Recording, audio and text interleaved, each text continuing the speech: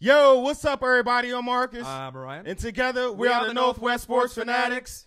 Back at you with a new video. The NBA Daily Double. Some breaking NBA news we want to go over with all of y'all. Blake Griffin from the Clippers to the Pistons, and a John Wall injury update. I know that kind of hits hard to home for you. That's sad, man, about my guy John Wall. But before we get into this video, subscribe to our channel. Hit the thumbs up for your boy. Right, the road to 10K is real. We're almost there. We're almost at the 10K mission. I appreciate each and every last one of y'all, man. Yeah, absolutely. Let's get it. Let's get right into it. So Blake Griffin last night in the evening from the Clippers is going to get traded to the Pistons. So it's Blake Griffin, Bryce Johnson, Willie Reed to the Pistons. The Clippers in return are going to get Tobias Harris, Avery Bradley, Boban. I'm not going to pronounce his name. Oh, the big guy. Just say the big fella. The big fella. I think Marjanovic, right? A first rounder and a second rounder. So we just want to kind of reflect on the trade. If you guys, sport fanatics, think this is a good trade, who won in the trade? Clippers or Pistons? I mean, what do you guys think with that? So let's go over it real quick, because it was pretty shocking to me that this trade happened last night. Clippers are blowing it up. Yeah, that's what I was about to say. If you look at everything, I think about when Blake Griffin and CP3, Doc Rivers, and I think it was JJ Redick, when DeAndre Jordan was going to sign with the Mavericks, and they flew out to his house and locked him in. And was remember that. You ain't going nowhere. And then now you look at it, all of them was gone. DJ, the last man standing. So you convinced this man to come back when he wanted to leave. And then now he came back, and now everybody gone. Right, and then you seen when the Rockets ended up playing the Clippers recently, the hostility between CP3 and Blake Griffin. It doesn't look like they're really friends anymore. So it's kind of. I don't think they was never friends. Right, you know what I mean. They're so just now, teammates. Right, so now your biggest assets on the Clippers right now is what? DeAndre Jordan, Jordan, and Lou Will. Hey, it's a Clippers fire sale, man. They say everybody got to go. Right, and the most ironic thing is who really needs to go? Doc Rivers. He's the guy that probably needs to go. I mean, you might want to blow up the team, get younger, get rid of some expiring contracts, but I feel that maybe it's time for them to move on from Doc. Doc had his heyday with the Celtic regime. Get some new blood up in there. Right, but I think, you said he got relieved of his GM duties. Yeah, they took his GM duties at the start of this year, and then they hired the guy. The man, Mr. West. Right, which I like. The logo. I mean, the logo sat down. They convinced the new owner, I think his name is Ballmer, it's time. It's time for a rebuild. If you don't rebuild, the Clippers are going to be stuck in mediocrity, right? Right. With that team, do you think they can beat the Warriors? The Spurs. When we were growing up, the Clippers were a laughing house of the league. Lloyd Vaught. The only guy they had was like Danny Manning when we were growing up. So they came a long way with CP3, DeAndre, Blake. They came with the Lob City and everything. Right. But I mean, it's time, because you're not going to get into that upper echelon. You just got to rebuild. So they convinced them to rebuild. I know they signed Blake to five years. Incredible max contract, right? Mil last year. They sold him on raising his jersey and retiring as a Clipper. But I mean, you got to trust Mr. West. Look, he was the GM of the Lakers, and what did he do there? Kobe, Shaq, brought Phil in, championships, right? He was the GM of the Grizzlies. What did he do there? He made some tough teams. Zebo, Gasol, Conley, Tony Allen. Toughness. Okay, so then he went to the Warriors, right? And we all know what he did there. Steph, Clay, ridiculous, Draymond, and then so now he's at the Clippers. So the Clippers are in good hands. His track record of building a contender is A1, and he's the logo, man. So you got to trust Jerry West. In my opinion, the Clippers definitely won this trade. Blake Griffin has more star power than the players that the Clippers got in return, but as you know and I know, Blake Griffin is only a regular season player. It seems like once it gets down to game 70, game 80, and they go in that first round of the playoffs, if they're in contention, he gets hurt. So, how long are you going to be able to pair up Andre Drummond with Blake Griffin? That is nice, though. I like that. I like that 1-2 combo, but he just gets hurt too much. I think, like I said, the Clippers, Tobias Harris I really like. Avery Bradley, we've seen he can lock people up when he was on the Celtics. Oh, yeah. So Boban, so as far as the projected starting lineups, we looked it up this morning. So the Clippers, as of right now, with the injuries that they have,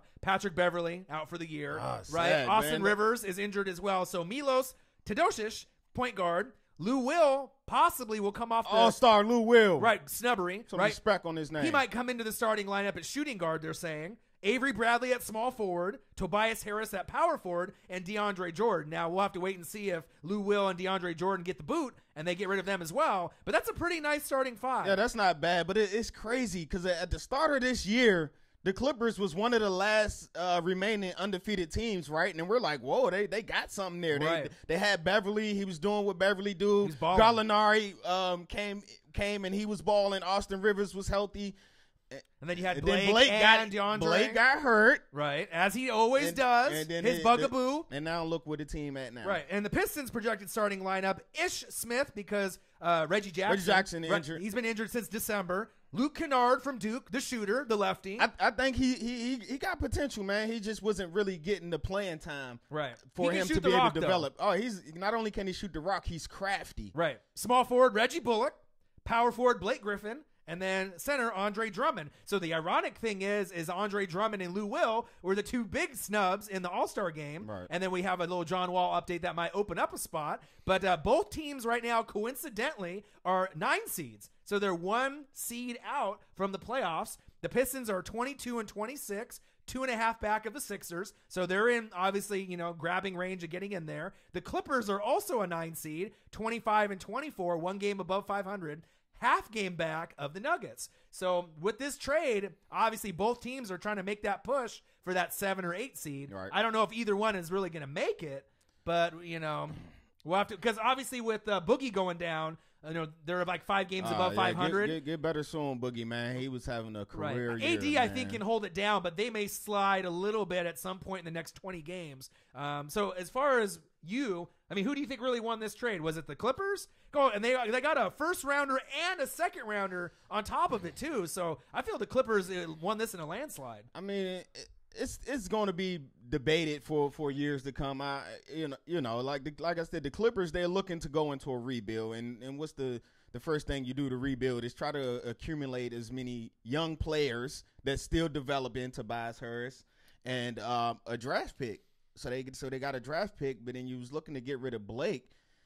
So right, take Boban out of the picture. Tobias Harris man. and Avery Bradley are going to give you the same production as Blake Griffin on the court, right? So 2 for 1, and you get a first and second rounder. I won't say who won until maybe the end of this year. Right. I see if Blake can stay healthy and see what kind of production he gives them before we. Right, and Blake is a 5-time All-Star. We're not trying to just discredit his talent. He's an All-NBA player. All-NBA player, great dunker. When he wants to play out there, he can defend on the most elite level when he's out there and he's hungry. Right. 22.6 points per game, 7.9 boards, 5.4 assists, but he hasn't missed a game yet. So knock on wood, I don't want him to miss one, but he's almost due. He was injured earlier this year, but he came back and he's been balling, man. Did he play every game this season? No, he didn't. He didn't? No. He's missed some time? That's what I'm saying. When the Clippers was the last undefeated teams to lose. Right.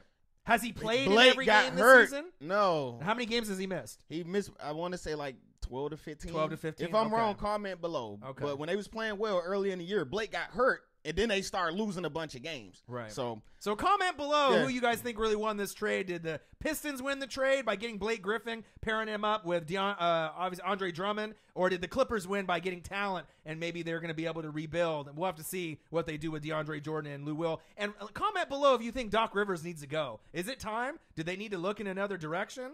Or do you think that they'll be able to stay if the you're course? going to rebuild, man, you might as well rebuild everything. So just blow it up? Yeah. All right. So that's what we got with the Blake Griffin trade from the Clippers to the Pistons. Next up, a story that's going to sad news come to you. John Wall injury update. Man, my guy, John Wall, he's going to have some type of knee surgery. He's going to be out 6 to 8 weeks for my Washington Wizards. Yeah, man. not what you want to hear. That's tough. 5-time All-Star. He made the All-Star team for the 5th time this year. He's been averaging 19 points, 9 assists this season. But me as a Wizard fan, I've been watching all year. He hasn't had the same type of explosiveness, and he wasn't the same two-way player that we known John Wall to be in the past. So it kind of, something was wrong. And now we see what was wrong. He was walking the ball up a lot more than what we've known John Wall to do as well. Right. And so that kind of tells you that his knees was bothering him. So right. And you're very critical of the Wizards being your team, but you watch every game. Every game. And you already kind of had the feeling that the Wizards coming into the season, you said that they had the feeling we made it. We made it from last year. Yep. And then they didn't really give everything out on the court every game. So, like they kind of, maybe not necessarily playing lazy, but that overconfident maybe feeling on the court. Yeah, I think they got a whole overconfident, as you said. I mean, coming into the year, a lot of media and all these rankings had the Wizards as, Eastern top Conference 7, final favorite, right? Top 7, top 5 team in the league. Right. And so when other teams see that, they look at you now as a measuring stick.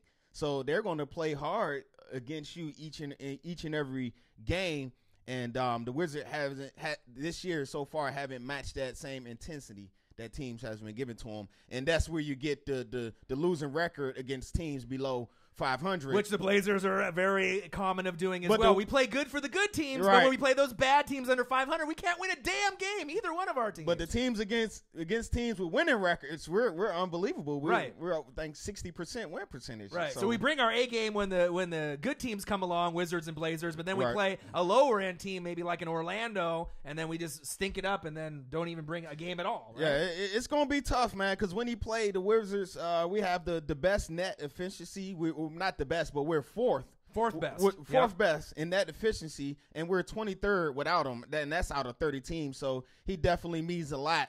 We 5-6 this year without our Wall Star, Mr. Wall Star, man. So all that means is Bradley Beal, your first time All Star, you deserved it this year, and Otto. We gave you that max money, man. It's time for you with John Wall out. These 6 to 8 weeks, we need you to average 20 points a game. Right. So it looks like it's 22nd without him. 22nd? 22nd, yeah. And they're right next to the Knicks, obviously, and that. So definitely a big drop. I mean, you're sliding down, 18 spots, right. Without John Wall. So it shows you how much they really mean to him. They got the 4th hardest remaining schedule. Ouch. That's not really what you want to hear. They got tough. Right. They got the highest opponent's win percentage of any team's remaining schedule. Damn. You know what I mean? Hopefully you guys can stay afloat. I know you guys will still be able to make the playoffs, but instead of being, I hope so, man.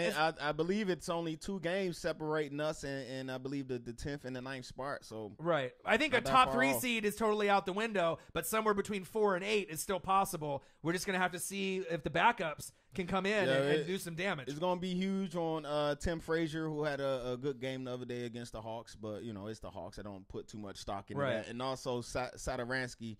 Our second-round pick from a couple of years ago. He's been actually playing pretty good. He's a 6-7 point guard. He's very versatile. So between them two, it's going to be hard to match John Wall. But between them two combined, if we can get what he gave us, then I think we'll be all right. And one question I want to relay out to everyone out that's not only just an NBA fan but a Wizard fan, who is going to be the guy on the Washington Wizards, comment below, that's going to step up the most in absence of John Wall? Who's it going to be? Is it going to be Oubre? Is it going to be Bradley Beal? I mean, who's it going to be? Who do you think it's going to be? Who's going to be the guy either off the bench or in the starting lineup that's going to elevate their game to help them stay afloat while Wall is out? Me personally, I think it's going to be Markieff Morris. Markieff Morris, okay. He's had a down year. He started the year coming back off I think he had a hernia surgery. Okay. And he hasn't been the same as of yet. And I know a lot of Wizards fans and myself, we get on Keith all the time. Right. Because we know the talent and the ability that last he has. year that we saw it. Yeah. He can be a 16-8 guy every night when he wants to. We just haven't seen that effort. I don't know if I think the injury played a part into him working back. But these last 5 games, he's been back averaging 20 and 8, I believe, these last 5 games. So I think it's up to him. And also Satoransky, man, we don't need you to be John Wall. No, we need you to be because who can be John Wall? Not very many people. Just do you play your game, man. And like I said, I think with the Wizards, they try to mold their game kind of Golden State-ish, kind of like the Blazers as well, that rely on space and ball movement and things like that. I think without John Wall dominating the ball, we'll see a lot more ball movement. Right, and the last question I have for the Sports Fanatics, comment below. Since John Wall is going to be injured and not participating in the NBA All-Star game, we got 2 snubs. We got Andre Drummond and we got Lou Williams. So comment below who you think who should take his spot as one of the, obviously, bench guys in the NBA All-Star game, Lou Will or Andre Drummond. All right, so there you guys have it with our NBA Daily Double news on my guy John Wall, get well soon. And also the Blake Griffin trade. Yeah, that was crazy. But, before we get out of here, we do want to give a shout out to Mr. Jabari Parker. Ooh, he's coming back off his ACL injury. I'm excited. You know, he was averaging 20 points per game last year and was trending up before he had the injury. Right. So how you guys think this will help the Bucks as well? And then he's supposed to come back, I believe, Friday. Yeah, right, Friday. versus the Knicks. Yep. So Giannis and Jabari, it could be something special. They may put him in limited minutes. Right. We'll have to kind of wait course. and see. But I mean, past the All-Star break, he might be able to get going. So. Yep. And also, before we get out of here, man, we can't get out of here without giving a shout out to Mr. LeVar Ball. Big baller brand. Hey, man, this dude is a marketing genius, man. Right. When his name is not in the media, he always know what to do or what to say to get his name back trending. Right. And this time, he's going at Mr. Steve Kerr. He called Mr. Steve Kerr the Milli Vanilli of coaching. How disrespectful. But I mean, sometimes when you get into the spotlight and media and marketing, you say the most outrageous things to get yourself out there. So I can, obviously we know Steve Kerr's one of the best in the NBA. Right. I mean, I get where you're coming from, pretty much saying, you got 4 All-Stars, 4 future Hall of Famers. How much coaching do you really got to do? Right. But you got to get them guys to buy into the team aspect. Right. And they're the most unselfish team, the best saying. passing team. They got the best bench in the NBA. And not only that, he gets the best out of his bench players, Sean Livingston, Jordan Bell, even though Iggy was already All-Star, but Iguodala, he talked Iguodala into playing that role and to coming off the bench, and look where it took the team. Right. So LeVar Ball, he says a lot of things, man. And crazy things. He's entertaining. He's fun. I mean, and I get it. I ain't mad at you, LeVar. Do what you do. But, you said you could beat Jordan. You said Lonzo is going to be better than Steph. Right. Luke Walton lost the team. I mean, right. You got to get your mentions up. And there was Michael Rappaport, who was roasting him or whatever. Right. Had a little Barstool Sports little interview yesterday. We had that on Twitter. So, I mean, sometimes negative news or crazy news, can put you out in the media spotlight. It's like when we were talking about it on Undisputed with Skip and Shannon. Skip Bayless says the dumbest shit. That Cowboys, language. Right, Cowboys going to win the Super Bowl, this and that, even though he knows that they're not. Right. But just to get the ratings up or get his name out there, sometimes, you got to say the crazy to get out there, All right, so there you guys have it, man. Don't forget to comment below. We'll be back at you real soon with a new video. Yeah, make sure you subscribe to our channel. Hit a thumbs up for your boy. And we'll be right back at you with another one. I'm Marcus. This is my guy, Ryan. Only got one question for you. Who talk sports like us? Northwest Sports Fanatics. Comment below. Hey, LeVar, I see you, man. Big baller brand. He's a marketing genius. Let's get it.